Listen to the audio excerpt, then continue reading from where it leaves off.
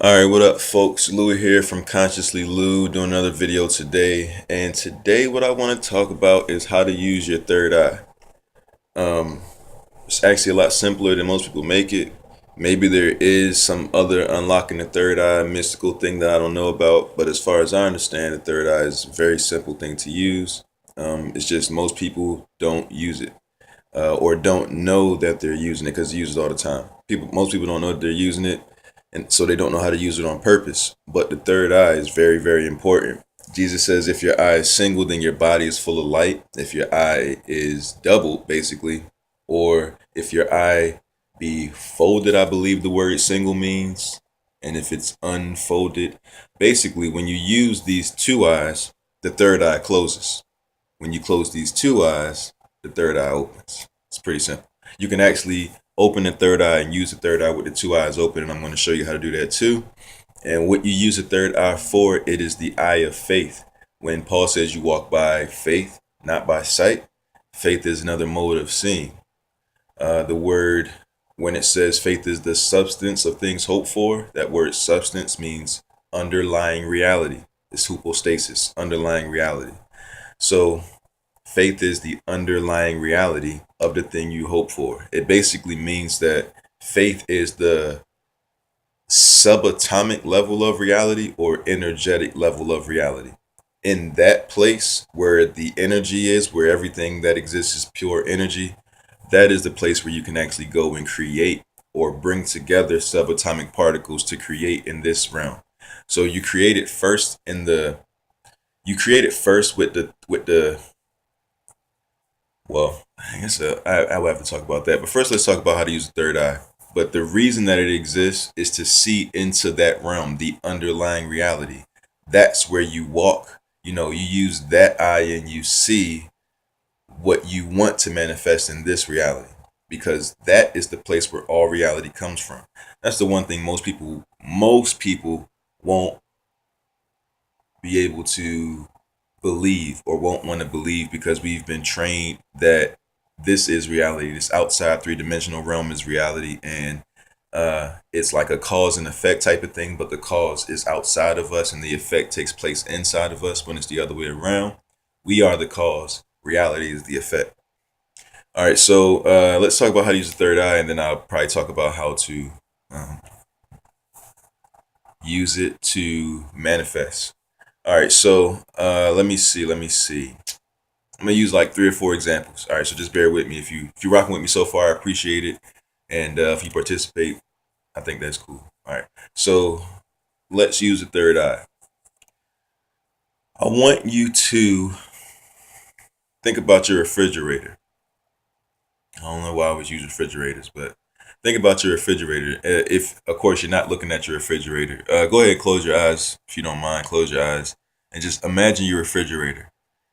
It probably got like the freezer section, the refrigerator section. So just look at the freezer section, look at the refrigerator section, look at the handles on the door,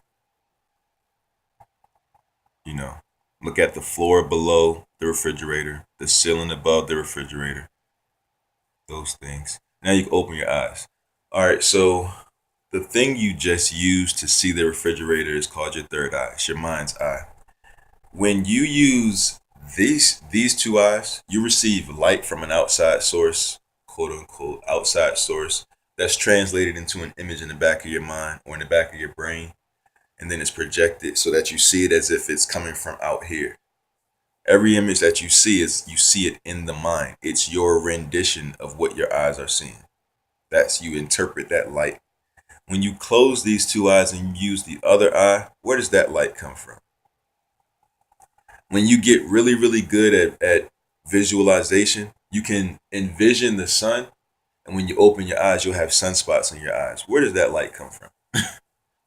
That's what Jesus talks about. When your eyes or when your single eye is open, the body is full of light. That is the truest form of light that ever exists because that light comes purely from within. It's not some signal received from outside that you interpret. That light comes purely from within. When you dream at night, where does that light come from? What is the ground made of that you're walking on? Why is it solid and you're not going through it if it's not made of anything? You understand what I'm saying? That place there is the true reality. That place ripples out into this reality. So when you understand, all right, so let's use the third eye again, but I want you to use it with your eyes open this time. With your eyes open, I want you to think of the last time you wore the color pink. Think of the last time you wore the color pink. All right, so most of you did it. Some of you might not have, but those of you who did it, when you thought of the last time you wore the color pink, where did your eyes go? Just go out, think of the last time you wore the color yellow. Notice your eyes. Where did your eyes go? Where were you looking at? If you had your eyes open, that means you had your eyes open to this reality. But when I asked you to think of the last time you wore pink or yellow with your eyes open, you more than likely you shifted your eyes to a certain direction, and then you were no longer looking at this world even though your eyes were open. So what eye were you using? That's the third eye. That's the eye of faith. That's how you see into a realm that doesn't exist yet. Or that's how you see into a realm that isn't necessarily tangible. But that's where you see the future you want to exist. That's where you go and relive past experiences from a different perspective. That's where you go to create whatsoever it is you desire on earth. Jesus says, whatsoever you desire, believe that you have received it. Well, where does that take place at? That takes place in faith, the underlying reality. How do you see into that reality? With the third eye. You see yourself doing the things that you would be doing if you had the things you wanted to have. If you wanted a spouse or whatever, what would you be doing if you had that spouse? Most people, the image that they have within, the image that actually matters, the one that causes these limbs to move, that image, you know how people, how Jesus says, I only do what I see the Father do. Well, guess what? This body is the son of your spirit. Your spirit self, your self-image, that acts first. For example, if I want to get up and walk, that comes from an idea. That idea is intangible. Where does it exist? Nobody can tell me. But it makes my body move. Your self-image is like a spiritual idea or concept of who you are, and you can't go above it or below it. So whatsoever you believe that you have received, where do you receive it? On that level. As that person has to be doing it in order for this person to do it. If that person can't fathom doing it or having it or receiving it or being it, this person will never take the actions. So I can only do what I see my Father do, which is in heaven, not in this realm, in a different realm. My spirit self is not here. My spirit self is somewhere else. So whatsoever you believe, whatever you want, you have to see that person doing it.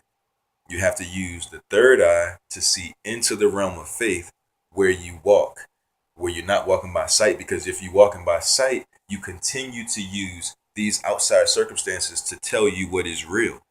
When they are an effect of you. You caused this to happen. This where you are at today is because of how you thought months ago. You understand? So when you look at this realm, it's the exact same way. What you want to have, you will never have it as long as you see yourself as being this person. As long as you see yourself limited by what you currently have. That's what faith is for. That's why it's called the kingdom.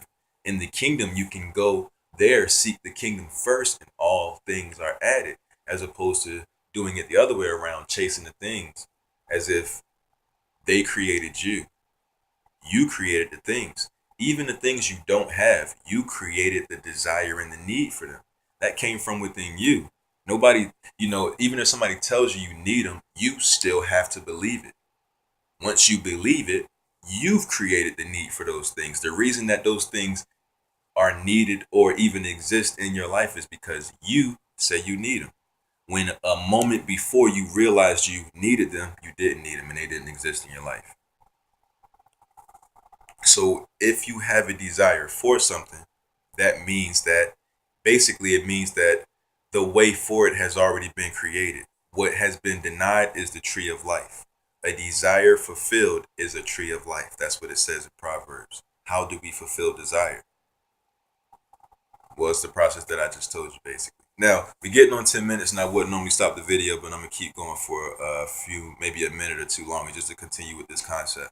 So, a desire fulfilled is a tree of life. What was Adam denied in the garden? The tree of life. What we've lost is how to fulfill these desires, but we have so many desires. To not have a desire fulfilled is what Buddha called suffering. He says that is the cause of all suffering in the world, desire. I'll take it one step further and say that desire unfulfilled is the cause of all suffering. Adam was rejected, desire fulfilled, therefore enters suffering into the world. Now, how did Adam receive, or why was Adam rejected from having the desires of his life, or his desires fulfilled? Adam became ashamed of who he was. Adam hid himself from God. There was a point in time where him and God were, you could say, cool. He walked in front of God butt naked, or naked and unashamed, I should say, so they look at it correctly. Naked and unashamed, meaning that the things, his flaws, he wasn't ashamed of them because he didn't know they existed. Once he became wise, that is the beginning of the fear of the Lord. The reason he feared God is because he saw his flaws, and he saw a God that was flawless and saw himself as being less than. Once he did that, it says that he hid from the presence of God. So that means he disconnected himself from God. That was based on fear. He put on fig leaves, which are synonymous with excuses, things to cover up the nakedness that was always there, that you for some reason think God couldn't see. But now that you see it, you think God sees you the way that you see you. So then you start to put on fig leaves, which makes you a false you. That's actually Satan. So when he put on those fig leaves, of course, God says, why did you hide from me? He says, I hid because I was afraid. Why were you afraid? He says, I hid because I was afraid, because I was naked. So his fear came from his shame. So perfect love cast out all fear. Therefore, Adam had to leave the garden. In that state, could you imagine if Adam perpetuated that state, which is what most people do, is called hypocrisy. They put on one face for people because they have shame about who they really are. So they put on another face for people so that people think that they are somewhere that they actually aren't. So instead of actually being where you are so that you can actually figure out how to get where you want to go, instead you create two personalities. And that's what Adam did. He created the personality of the fig leaves, and he created the personality of the nakedness, the thing that's hiding behind the fig leaves. And God doesn't like that. And in order for you to actually see that you don't have to do that, you have to go through a process where you return to the dirt where you came from. In other words, you have to go through a death of that false self so that there is an actual living of the real self. And that's what God sent him out the garden to do. So the reason that we usually don't have our desires fulfilled is because we live in this guilt shame thing where we separate ourselves from God so that it's not obvious on how we even manifest these things. That's why when Jesus came, when he died, the first thing that happens is the veil that separated man and God was removed. Simple. He put us back in the state of being able to have our desires fulfilled. That's why at the end in Revelation it says the overcomer will be able to re-enter the paradise of my Father and eat from the tree. It's really simple, actually. It's really simple if you just look at it the right way, and that's what I mean. You have to remove that shame and that fear, because perfect love casts out all fear. It says that any man that has fear has not been made perfect in love, and it says that the reason that perfect love casts out fear is because fear has torment, and that word torment means fear of penalty, punishment for doing something wrong. That's why Paul says there is no condemnation to those that are in Jesus Christ, because he understands that God would never punish you.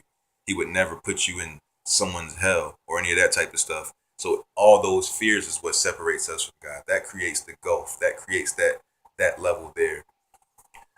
So yeah.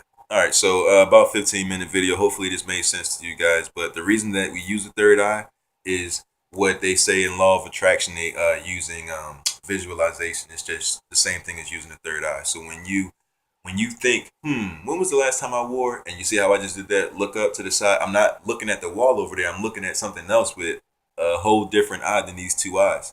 And then I come back and I be like, some people have done that where you're staring at a person and, you come out of a daydream and you're like, oh, I hope this person doesn't think I was just staring at them that whole time. It's the same thing. If you can relate to that, then it makes sense, and I did my job. Thank you guys for watching. I'll see you in the next one.